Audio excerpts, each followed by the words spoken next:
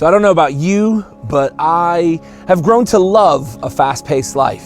I love looking at my diary being full of things to do. I get to the end of the day and I go, man, I've accomplished lots, I've done lots. But then I also get to a phase in times that I just go, it's too much. I get a bit run down, I get a bit sick, I get a bit tired, and then I say, I just need to stop. I just need to stop and relax. But then I realize I can't because I filled my diary so much because of how much I'm driven by that.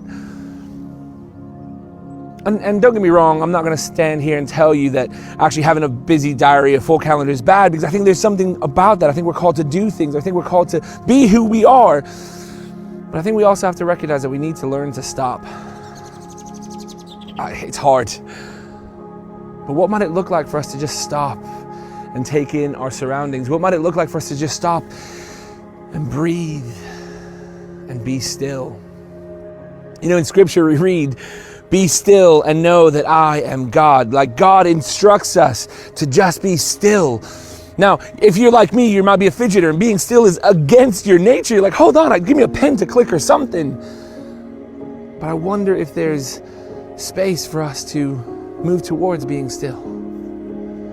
What does it look like for us to still have the hustle and bustle of our everyday lives, yet still make space for our God, our Creator, to just be still and know that He is God?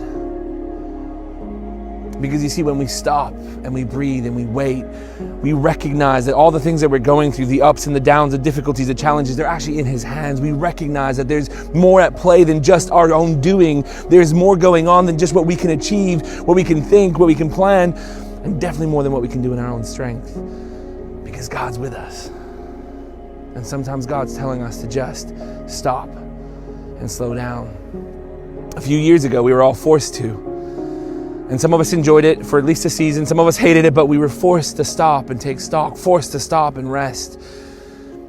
Maybe we need to remember what it's like to just stop and be still. So what might that look like for you today, this week? To stop, be still. Know that He is God and that He's with you.